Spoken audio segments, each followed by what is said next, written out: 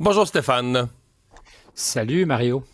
Drôle de situation, en fait, drôle de hasard, si c'en est un. Au moment où Si c'en sort est un un. livre, si un livre qui sort sur la santé de Joe Biden, mais l'an dernier, donc les derniers mois au pouvoir, la prise de décision là, qu'il devait se représenter, là, tu sais, le printemps passé, l'hiver passé, je remonte il y a pas l'hiver, mais il y a un an et demi passé, qui devrait se représenter pour un nouveau mandat.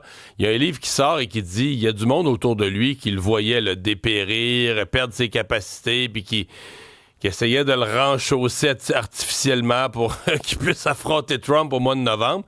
Mais au moment où le livre sort, là, on apprend que M. Biden est physiquement malade d'un cancer assez sévère. Là. Fulgurant, Au point où ça disons. peut être même mêlant pour le public de voir les deux nouvelles en parallèle. Là. Oui, alors peut-être que ce n'est pas un hasard. Si des gens ont pu choisir de maintenir en place un homme qui en perdait des bouts, qui avait d'un point de vue cognitif des ratés importants, parce que c'est une des théories qui sont portées dans ce livre, Original Sin, le péché originel, qui sort aujourd'hui. J'ai eu l'occasion d'accéder à des fragments et même quelques bouts de chapitres complets, même s'il y avait un embargo, grâce à quelques bons amis contacts qui m'ont permis de lire, d'autant que c'est un sujet qui m'intéresse parce que j'en ai beaucoup parlé et Ben oui, parce on que s'en est j'étais en parlé souvent. porte-à-faux. Là. Et j'étais, moi, en porte-à-faux pendant le long mois avec la profession, disant il y a quelque chose qui ne fonctionne pas, il y a de quoi de foquer au royaume de la Maison-Blanche. Et évidemment, on était systématiquement classé dans le cas des conspirationnistes victimes de la propagande, de la manipulation étrangère qui, à distance, travaillaient pour faire élire Donald Trump. Or, ça n'a strictement rien à faire. On peut constater une chose et ne pas souhaiter une autre. Et comme tu dis, il y a aujourd'hui deux faits concomitants, la sortie du livre, puis depuis dimanche, l'annonce d'un cancer fulgurant de la prostate pour M.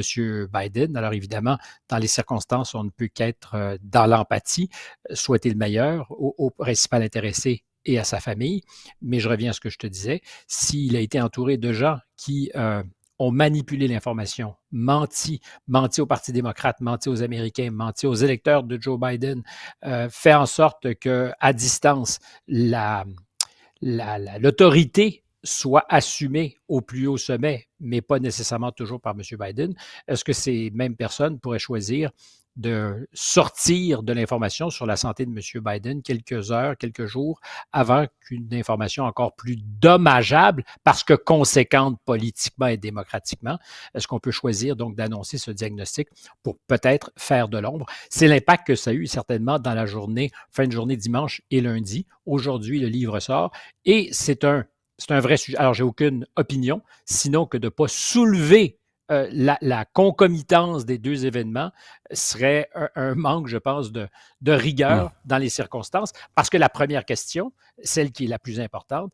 c'est combien de temps Joe Biden a été au pouvoir à la Maison-Blanche avec les éléments puissants qui sont entre ses mains, à commencer par le bouton nucléaire, s'il n'était pas parfaitement présent cognitivement. Je te dirais, alors je ne peux pas prendre à témoin ce que j'ai vécu depuis de nombreuses années, mais c'était, je crois, apparent pour tous ceux qui étaient un temps soit peu allumés. En 2020, pendant la campagne, celle qui va faire en sorte d'abord qu'il va être sacré candidat du Parti démocrate et ensuite président des États-Unis, mon, mon impression, ce n'est pas un diagnostic, je ne suis pas gérontologue, je ne suis pas neurologue, évidemment, et on dit, si vous n'êtes pas médecin, vous ne pouvez pas émettre d'opinion. Il se trouve que quand on est journaliste et commentateur, on émet des opinions sur plein de choses, y compris la couleur des chaussettes de Justin Trudeau, même si on n'est pas des spécialistes de la mode. Alors, tu me diras, c'est quoi le rapport? C'est que le spectre de nos préoccupations est large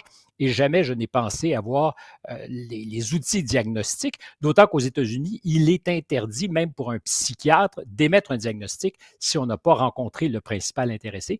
Et je parle en particulier de politique, et ça remonte à une campagne très ancienne où des gens avaient jugé Barry Goldwater fou sans pour autant qu'on ne l'ait jamais rencontré. Il était candidat du Parti républicain, un peu comme en 2016, on disait de Donald Trump qu'il était fou. Et dans les années qui ont suivi, d'ailleurs, on a souvent demandé pourquoi le cabinet ne se saisit pas du 25e amendement qui permet, quand une majorité des membres du cabinet et le vice-président ensemble voient qu'il y a un problème avec le président, de le destituer temporairement ou de façon permanente. La question avait été posée, puis évidemment, ne peut pas faire ce genre de diagnostic. Sinon qu'en 2020, pendant la campagne, j'avais dit, avant qu'il ne soit sacré le candidat du Parti démocrate, je ne pense pas que Joe Biden sera l'homme des démocrates parce qu'il y a des problèmes, il y a des enjeux. On le voit, on l'entend. Je ne sais pas si j'avais parlé de problèmes cognitifs, mais j'avais dit, je pense qu'il n'est pas assez sharp d'une manière ou d'une autre. Et je n'étais pas le seul, ça a été oublié. Ses adversaires politiques, Cory Booker, dans un débat avec M. Biden, avait dit, Joe, tu viens de dire le contraire de ce que tu nous disais il y a quelques minutes et ce n'était pas un tabou. Ce l'est ensuite devenu. Puis il faut comprendre, alors je ne dis pas qu'il était en 2020 aux abonnés absents complètement. D'ailleurs, je ne le sais pas et personne ne pourra jamais avec certitude avoir une idée parce qu'à ce jour, on a toujours dit que l'entourage refusait de faire passer des tests cognitifs au président et avant ça au candidat Biden pour la simple et bonne raison que s'il n'y a pas de tests, tu ne les caches pas. Ouais. Et s'il y a des tests, à la fin du mandat, à la fin du mandat, il y a eu quand même quelques événements publics, je devrais même dire plusieurs événements publics.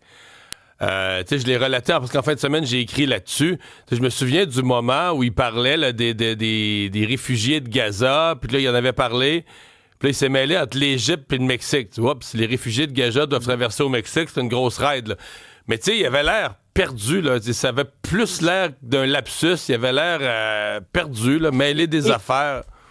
Et c'est ce qu'on nous a souvent expliqué. C'était un ancien bègue qui avait des problèmes d'expression, qu'il avait surmonté et donc qu'il était inapproprié de le faire souffrir en montrant du doigt ces incidents-là et que c'était l'histoire de Joe Biden. Or, c'est pas vrai. C'est vrai que M. Biden a fait des lapsus, j'en fais tous les jours, et oublier des noms. Tout à l'heure, alors j'espère qu'il ne m'en voudrait pas, mais je pensais à Éric Duhem, le chef des conservateurs. J'arrivais pas à me souvenir de son nom de famille, ça m'a pris quelques instants. Ça arrive à tout le monde. C'est pas de ça qu'on parle. C'est beaucoup plus fondamental et quand on lit le livre Original Sin, on découvre d'abord que son entourage avait paré à tout, avait créé les éléments pour le sortir au moment opportun, que ça se passait beaucoup entre 10h et 16h, 10h le matin et 16h, quand il était optimal. Quand il y a de la lumière du jour, on sait, alors je laisserai là aussi les gérontologues se prononcer, mais quand on sait que les personnes qui commencent à être sur le déclin sont à leur meilleur, Original Sin, c'est l'exploration d'une question fondamentale, et je fais très attention aux mots, mais est-ce qu'il y a eu, d'une certaine manière, un coup d'État? Est-ce qu'on a remplacé le personnage qui a été élu par un entourage qui, en lieu et place du président, prenait des décisions? Il y a quelques semaines, Donald Trump posait une question qui a créé beaucoup de controverses quand on a appris que des documents nombreux avaient été signés avec le stylo automatique, c'est-à-dire que ce n'était pas la main du président Trump. Alors on dit c'est normal, il ne peut pas signer du président chacune Biden. des lettres. Excuse-moi, Biden. Tu vois, un moment senior, peut-être que je suis moi-même en train de m'exposer à mes défaillances cognitives. Mais donc, Trump dit, on découvre qu'il y a des documents nombreux qui ont été signés par ce petit bras, par le stylo automatique. Alors, réponse, c'est normal, le président en titre ne peut pas signer tout ce qui passe sur son bureau. Ceci étant dit, il y a un paquet de documents, officiels pour lesquels tu souhaites que ça soit la signature parce que tu veux que le président ait vu ce qu'il signe. La différence entre une carte de Noël, mettons, puis des documents, un projet de loi, c'est ça. Un décret ou autre chose. Alors, ce qu'on découvre, c'est qu'il y en a eu beaucoup. Est-ce que c'est proportionnel justement à ce qu'il n'était pas toujours capable de faire et qui décidait qu'il signait? Est-ce qu'il savait ce qui se passait? Est-ce qu'il était au courant? Est-ce qu'il sait, en date d'aujourd'hui, tout ce qui a été signé en son nom? C'est une des questions qu'on peut se poser. C'est pour moi qu'il dit. Mais on vise un groupe de 4 personnes qui étaient son entourage. Parce que Stéphane, comment je dirais ça? C'est dur de... Si t'es membre de cet entourage, puis que le président en perd des bouts, tu deviens, toi, ultra puissant. Dans la mesure où les 4 s'entendent à merveille, qu'il n'y a pas de chicane, s'il y a harmonie entre les 4, ils deviennent le président américain, ni plus ni moins, là, sans qu'on connaisse même leur nom, là. Ou sans que le public les surveille. Alors, il y a la question de ce qui était assoiffé de pouvoir, ou au contraire, pas au contraire, mais ça peut être adjacent, ils étaient préoccupés, comme d'autres, de ce que seul peut-être Joe Biden était capable de battre Donald Trump. On se demande dans quel scénario ça aurait pu aller jusqu'au bout. Je me suis retrouvé presque traité de fasciste pour avoir dit il y a plus d'1 an, en janvier, au début de l'année 2000 2024 que, selon moi, Joe Biden ne serait pas le candidat des démocrates. Pourquoi? Parce que si on disait ça, on prenait fait et cause pour Donald Trump. Or, c'est exactement l'inverse qui s'est passé. Je crois que la majorité des Américains, y compris des électeurs démocrates qui aimaient Joe Biden, ont vu qu'il y avait quelque chose qui clochait. Je suis allé, il y a quelques minutes, je suis retourné en arrière pour voir ce que disait le New York Times le 21 juin 2024. Il y a un peu 6 jours avant, plus d'un an. 6 jours avant le débat fatidique. Exactement. Et qu'est-ce qu'on dit? Parce qu'il revient à ce moment-là des célébrations du débarquement en Normandie. Il y avait eu des images, parmi celles dont tu parlais peut-être tout à l'heure, auxquelles tu te référais, assez accablantes. Un homme qui semblait désorienté. Je savais plus, il partait à gauche, partait à gauche, partait à droite. Sa femme qui le prend par la main pour le mener au cimetière. Tu as l'impression qu'il y a des cues qui lui sont donnés à l'oreille, comme un peu à, je ne dirais pas une marionnette, parce que je ne veux pas penser qu'il en était, mais néanmoins.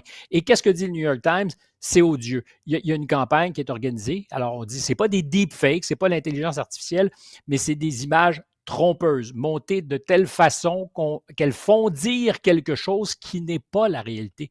Or, c'était la réalité. Et je reviens donc à cette idée depuis longtemps de poser les questions, c'était inévitablement d'être le sujet de manipulation, l'objet de manipulation, de propagande, de machines de propagande étrangères peut-être malveillantes qui cherchaient, elles, à faire élire Donald Trump. C'est tout simplement débile, parce qu'encore une fois, le résultat est accablant. Les démocrates se sont privés des moyens pour organiser une primaire conséquente, de désigner un candidat qui aurait peut-être été défait par Donald Trump. Ça se peut, mais qui aurait peut-être Mais aussi peut-être pas non plus. S'il y avait eu plus de Exactement. préparation, des délais normaux pour choisir le meilleur candidat disponible, il y a le temps de se monter un programme, une équipe, et la campagne aurait pu être différente.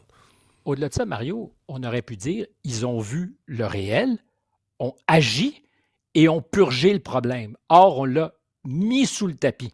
Puis je dirais pire encore, il y a eu une révolution de palais pour se débarrasser à la dernière minute de Joe Biden qui s'accrochait en juillet de l'année dernière au pouvoir. Il y a eu un vrai coup de force quand il était tard et même trop tard, qui a permis de pousser M. Biden, qui ne l'a pas du tout apprécié parce qu'il est assez lucide pour voir qu'il se passait quelque chose, et pour qu'on désigne à la dernière minute Kamala Harris, qui était de loin celle qui avait peut-être les meilleurs outils pour devenir la dauphine, la dauphin, mais certainement pas celle qui avait les moyens pour gagner les élections. On le savait avant, on le savait pendant, et on s'en est rendu compte, évidemment, à la toute fin de la campagne. Mais ce que pose comme problème, et c'est le plus difficile, certainement pour moi et pour tous ceux qui sont dans mon métier, ça s'appelle Original Sin. Puis dans nos métiers, journalistes, ça s'appelle Original Sin, le livre. Le péché originel. Qu'est-ce que le péché originel, Mario? Dans la Bible? Oui, dans la Bible, c'est la curiosité. C'est de vouloir s'exposer à de la connaissance que Ève n'a pas. Elle croque dans la pomme. Et quel est le original sin aujourd'hui? Quant à moi, j'ai créé d'ailleurs un néologisme pour le désigner.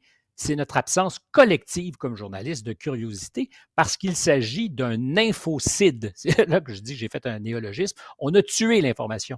Elle était devant nous, elle était dans notre face. C'est la scène au monde la plus éclairée, la mieux éclairée. Quand tu baisses les lumières et que l'acteur principal apparaît à des heures précises et plus encore qu'il est confus à ce moment-là, tu dis, il y a un problème avec le spectacle et la majorité de ceux qui devaient rendre compte de ce qui se passait pendant de longs mois ont choisi non seulement de l'ignorer, mais de dire de tous ceux qui posaient des questions ou que c'était de mauvais Américains, de mauvais journalistes et pire encore, des gens qui avaient succombé à la propagande, je reviens là-dessus, de puissances étrangères, mais ça n'a aucun sens. C'est énormissime. C'est tellement gros comme nouvelle qu'on s'est fait à l'idée qu'il y a quelque chose qui devait nous échapper et que ça ne se pouvait, dans le fond, pas que ça soit arrivé. Mais c'est arrivé et ce n'est pas un hasard si on commence aux États-Unis à faire de l'enquête. Original Sin est un travail sérieux, près de 200 personnes qui ont été interviewées, l'essentiel sous couvert de l'anonymat. Alors on présume beaucoup de gens dans l'entourage du président de la Maison-Blanche beaucoup de démocrates qui avaient accès au président, qui pourtant se sont tus, mais qui aujourd'hui veulent se racheter un peu, puis des journalistes qui veulent aussi laver leur conscience parce qu'ils auront été complices de ce qui était un mensonge, mais à grande échelle et incompréhensible parce qu'il y a derrière ça une espèce de conformisme de la part de la profession qui est quant à moi inacceptable parce qu'on n'est pas payé pour être conformiste. Ça ne veut pas dire de dire des bêtises, ça ne veut pas dire de sortir du rang systématiquement pour se faire remarquer, mais ça veut surtout dire de ne pas avoir peur de prendre le risque, de ne pas penser comme tout le monde, puis de dire hey, attention les amis, il y a quelque chose qui Ouais, et cloche. de poser les Or, questions. ils Mais étaient ouais. peu nombreux. Ouais, à le faire. Mais moi, ce qui me fascine le plus, c'est que cet entourage-là, tu sais, c'est une chose de dire ah, on le maintient au pouvoir, on le maintient au pouvoir, on abrille les choses, on le cache. Mais se présenter aux élections, c'est pas juste. Oui, c'est faire une campagne épuisante, mais c'est aussi demander 4 ans de plus. C'est demander au public Évidemment. de 4 années de plus. Ah. Sincèrement, fallait être Est-ce que complètement déconnecté. Hey, merci. Oui, vas-y. Alors, on Rapidement. continuera de. Mais j'allais dire, mais est-ce que le plan de match, c'était de penser pouvoir gagner et qu'ensuite, on ferait justement au nom de la santé chancelante du gagnant place à quelqu'un d'autre? Ah, C'est tout à fait peut-être, possible. peut-être, Je n'ai peut-être. aucune idée, mais j'ai une certitude aujourd'hui, Ça avait pas d'allure. c'est gigantesque et tellement qu'on ne veut pas le croire, mais je pense qu'il faut se faire à l'idée que c'est exactement ce qu'on commence à décrire. Merci, Stéphane.